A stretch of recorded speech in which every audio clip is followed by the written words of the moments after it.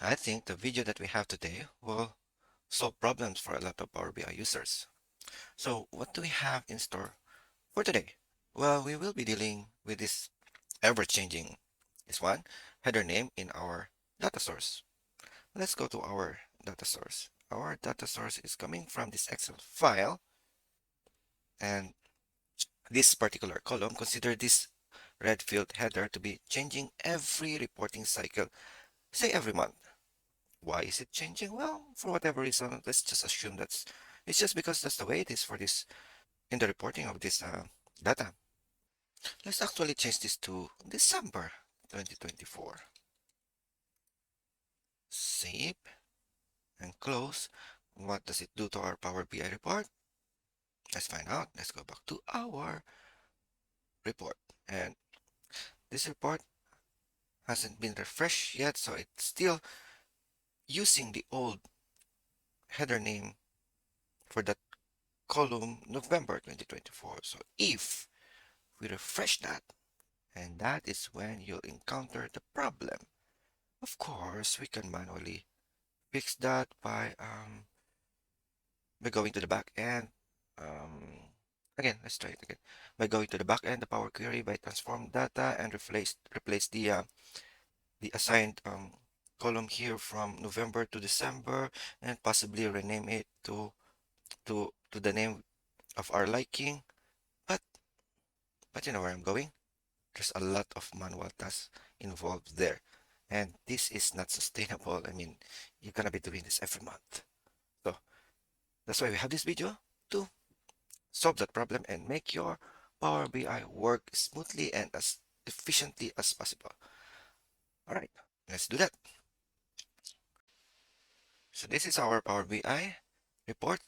So far, nothing here, completely blank. So let's just quickly connect this to a data source. So our data is of type Excel. So this is our data source, a simple table just for this illustration purposes. So that's gonna be coming from table one, transform um,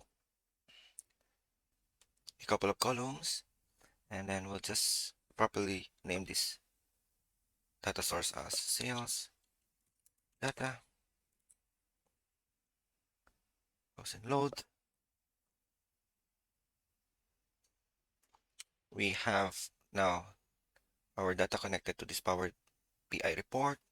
So how about 8 columns? So let's create a simple table. And for this illustration purposes, I'm just gonna pull 2 columns. One is say coming from region, and then the other one is the ever-changing column header, which is the amount there. Say in the next month or reporting period, the column header change. So let's try to simulate that change. So we'll go to our data table, and this one, say this header now becomes December. Okay, we have to close this file so that we can refresh our Power BI. This Power BI, so we can refresh, and yes, there's gonna be an error because it cannot find the November column header from our connected data. So this is something that we have to fix first, the connection between the Power Query and the Excel data, and afterwards we can make the header dynamic. Let's fix our connection in Power Query. So to do that, let's go to our Power Query transform. As you can see, there's that error. So all we need to do is make this connection November to be dynamic. So as you can see, if I go to advanced editor, how I know that it's static is because of this, say, it's still November. So even though the header title of the connection changes, this is fixed to be November. So how do we fix it? We will create another source connected to that header alone. Meaning, I'm gonna duplicate this table. It's supposed to have the same error. Remove this. That's where the error is coming from. advanced filter. So there's nothing here referring to the that November header. So from there, I need to make this header name to be a source in itself. How to do that? First, I need to bring this down from its header position and then just click on that field or cell and then right click, drill down, and it will isolate that header name. So this will be dynamic coming from that same data table. Whenever you change that one, this one also changes. I'm just gonna properly name this as say period. Okay, now let's go back to our data table. And to fix the error, whenever we find that static header name, like this one, we will make it dynamic through our defined parameter period. Okay, done. Hopefully that fixes it and it's fixed. Let's go out and close this. Refresh, there's a problem. So even though you fix it at the back end, the report itself, the front end, is not really fixed because still gonna look for that old column name. I'll have to deal with this by putting it back. So we fixed the back end, front end, not yet okay. So what have we done so far? So we fixed the back end, meaning the connection between Power Query and our Excel data source, but the front end still has a problem. How I know that there's still a problem? We can troubleshoot it. Let's go to our data source and again change the header.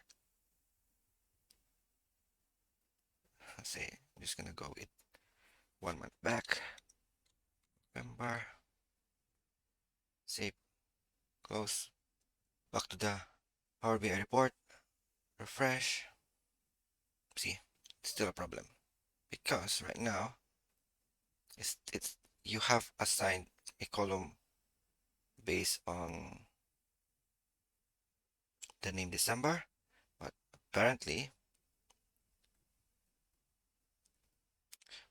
the column header now changed to November. So let's try to fix that at the back end. Go again, transform data, and let's see our connection if it's still okay. Refresh. There's actually no issue with the connection because we've already fixed it. And if you go back here, nothing here referring to that static header title November or December. But the problem is with the front end in the report. So to fix that issue, we will rename this column to be say amount. Okay. Let's see in our advanced editor. And this one, again, it introduced a static column name. So we have to convert this to the defined period that we have created earlier to make it reactive or dynamic. Done. Then close and apply. So instead of seeing amount as of a particular period, we are just gonna be basically seeing a renamed column header. I'm just gonna get rid of this and use that renamed column header. And again, the issue is fixed. So backend is fixed. Hopefully the front end is also fixed. Let's check. Go to data and let's just change this to December. Save, close, and go to the report. Refresh. No problem at all. Front end and back end are okay. So where have we gotten so far? So we have fixed the back end and the front end, but the problem is this column header. We want it to be dynamic. We want to show the as of period.